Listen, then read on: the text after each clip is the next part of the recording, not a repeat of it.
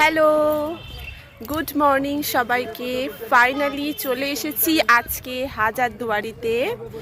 মানে অনেক বছর পর এসেছি এখানে বেড়াতে। আসার কোনো প্ল্যান ছিল না, হঠাৎ করে প্ল্যান হয়েছে, তো আমরা বেরিয়ে পড়েছি। এখন পুরো ফাঁকা। এখন কটা বাজে বৌদি? 9:30 না 10টা? হ্যাঁ 10টা 10টা বাজে এখন। এখন পুরো ফাঁকা, শুধু আমরাই আছি মনে হয় এখানে। দেখো পুরো ফাঁকা।